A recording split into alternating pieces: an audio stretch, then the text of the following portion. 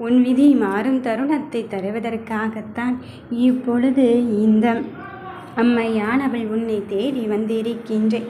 உன் மனதிற்குள் இருக்கின்ற விஷயத்தில் நீ எவ்வளவு விஷயத்தை அடக்கி வைத்து கொண்டு நீ கண்ணீரோடு இருந்து கொண்டிருப்பதை என்னால் உணர்ந்து கொள்ள முடிகிறது. ஆனால் அத்தனை விஷயத்திலும் நான் உனக்கான வெற்றியை தருவதற்காகத்தான் ஒரு பெண்ணை அனுப்பி வைத்திருக்கின்றேன். நீ எந்த ஒன்றை பெற வேண்டும் என்று நினைத்தாயோ உன் வாழ்க்கையை புரட்டி போடுகின்ற நிகழ்வைத்தான் அந்த பெண்ணான நீ மூலம் நான் நடத்தி தரப்போகிறேன். என் பிள்ளையை கஷ்டம் வருகிறது, கவலை வருகிறது என்று நீ உன்னையே வருத்தி கொண்டிருக்காதே. காலங்கள் கடந்து விட்டது என்று யார் சொன்னாலும் அதை நீ அப்படியே நினைத்து கொண்டு இருக்காதே. அந்த காலத்திலும் நான் உனக்கு ஒரு துணையாக இருந்து கொண்டு உன்னை வழிநடத்தி செல்லத்தான் வந்து கொண்டு இருக்கின்றேன் என்பதில் எந்த மாற்று கருத்தும் கிடையாது. உன் மனதிற்குள் இருக்கின்ற சந்தோஷத்தை என்னிடத்தில் ஒப்படைத்துவிடு நான் சொல்லி கொண்டு இருக்கின்றேன். ஏனென்றால் அந்த சந்தோஷத்தையும் பறித்து கொள்வதற்கு இங்கு ஒரு கூட்டமே திட்டம் தீட்டிக் கொண்டு இருக்கின்றது.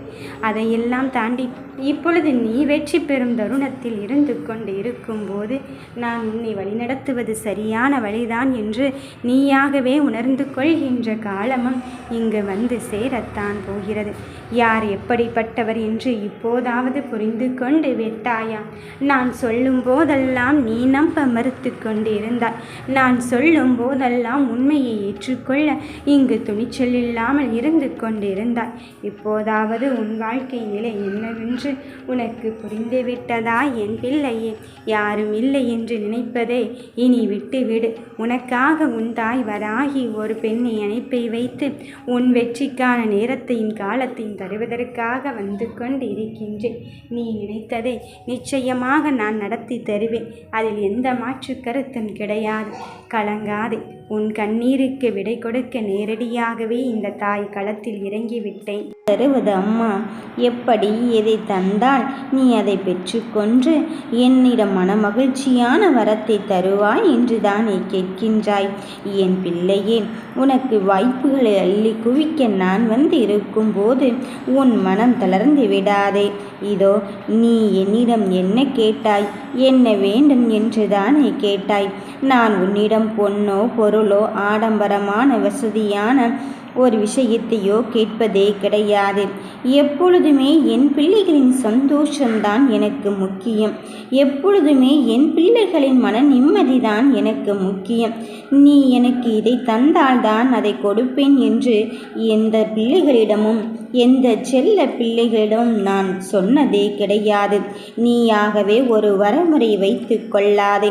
நீ கடைக்கோடி முக்கில் நின்று கொண்டு அம்மா என்று அழைத்தாலும் உன் கண்ணீருக்கு நான் பதில் கொடுப்பேன் என் தங்க பிள்ளையே. நீ மனம் வருந்தாதே. முன் வரிசையில் நிற்பவர்களுக்குத்தான் இந்த தாய் காட்சியளிப்பாள் என்றெல்லாம் கிடையாது.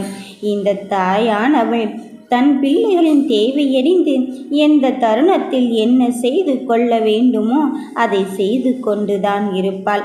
அதில் எந்த மாற்று கருத்தும் கிடையாது. மாறாக உன்னிடம் நான் எதை கேட்பேன் தெரியுமா? உன் கர்வத்தை என்னிடம் ஒப்படைத்து விடு. என்னையே சரணாகதி அடைந்து விடு. என் பாதத்தில் உன்னை ஒப்படைத்து விடு. இது மட்டும் எனக்கு போதும் என் பிள்ளையே. சரணாகதி என்பது வெறும் வெற்று வார்த்தையல்ல. உன் வாழ்க்கையின் பொறுப்பை நான் எடுப்பது. வெறும் வார்த்தைக்காக நீ இதை என்னிடம் சொல்லிவிடாதே. ஒரு ஆத்மாத்மமான உணர்வின் மூலம் என்னை நீ சரணடைந்து விட்டாலே போதும். அதன் பிறகு நடக்கப் போகும் மாற்றத்தை நீ உணரத்தான் போகிறாய். நீயோ இப்பொழுது நினைக்கலாம், உன்னையே கதியென்று நான் வாழ்ந்து கொண்டு இருக்கும் பொழுது மேலும் மேலும் என்னை கஷ்டத்திற்கு மட்டும்தானே உட்படுத்தி கொண்டு இருக்கின்றாய் என்று தானே சொல்கிறாய். அதுவும் சில சமயத்தில் நடப்பது உண்டு. ஆனால் அந்த நேரத்தில் நான் உன்னிடம் என்ன எதிர்பார்க்கின்றேன் தெரியுமா? அம்மா, நான் உன் கையில் தான் உன் மடியில் தான் இருந்து கொண்டு இருக்கின்றேன்.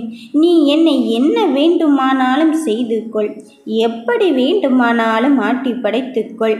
ஆனால் நான் இருப்பது என் தாயின் மடி என்பதில் தெளிவாகவும் தீர்க்கமாகவும் இரு. இந்த ஒற்றை நம்பிக்கைதான் உன் வாழ்க்கையின் முன்னேற்றத்தை காண்பிக்கப் போகிறது. அலைந்து திரிந்த காலங்கள் எல்லாம் முடிந்துவிட்டது. நீ யாரை அழைத்து எப்படி பேச வேண்டும் என்று நினைத்தாயோ, இனி உனக்காக அவர் காத்திருக்கும் நிலைமையே இந்த வராகித்தாய் நான் உனக்கு உருவாக்கத்தான் போகிறேன். அவர் வரவில்லையே, இவர் வரவில்லையே என்று நீ நினைத்து கொண்டிருந்த காலங்கள் முடிவடைந்து விட்டது.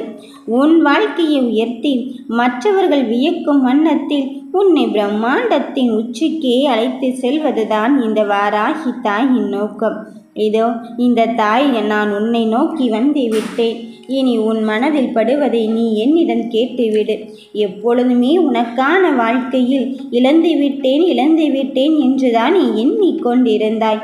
அந்த ஒன்றை விட இன்னொன்று சிறந்தது என்று உனக்கு காண்பிப்பதற்காக நான் வந்து விட்டேன்.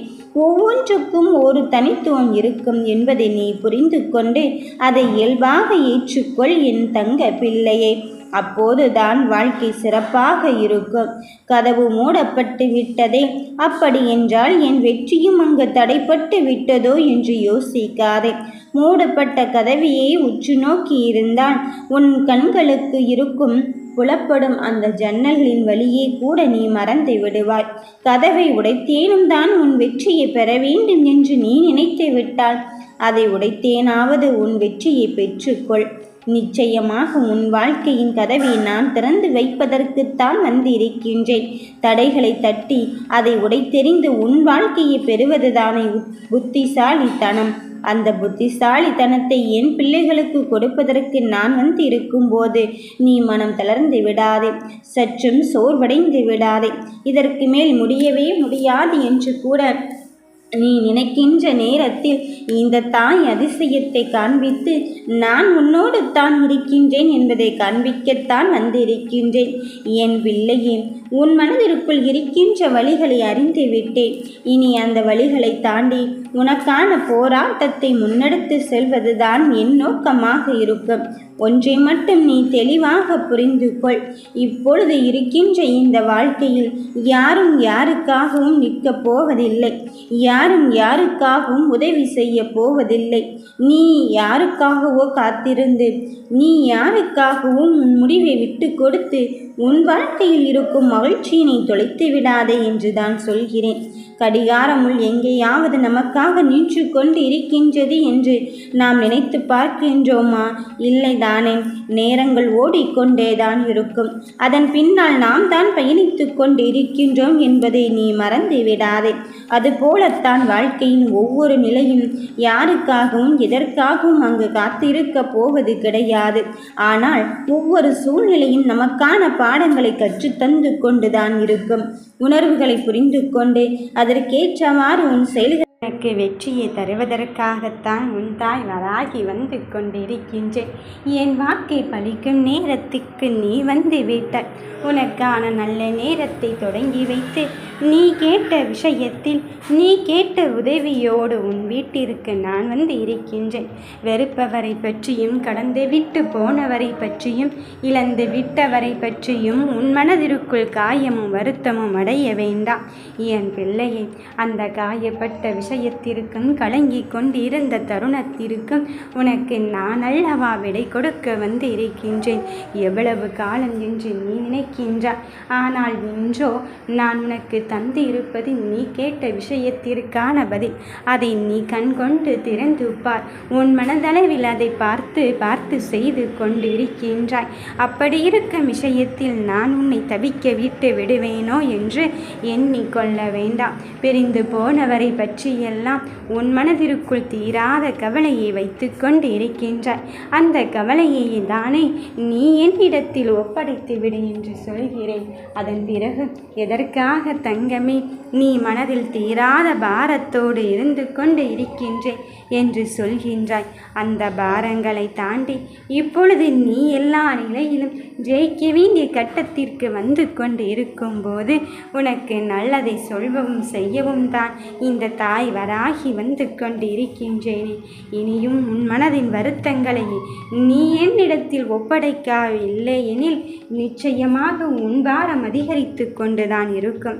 அதனால தான் நான் சொல்கிறேன், உன் பாரத்தை என்னிடத்தில் சமர்ப்பித்து விட்டு நீ நிம்மதியாக இரு. எதுவாயினும் என் தாய் அருகில் இருந்து அவள் மடியில் அமர்ந்திருக்கும் செல்ல பிள்ளையாக நான் இருந்து கொண்டு இருக்கும்போது நிச்சயம் எனக்கு வெற்றியை தான் தரப்போகிறாள் என்று நினைத்துக்கொள்.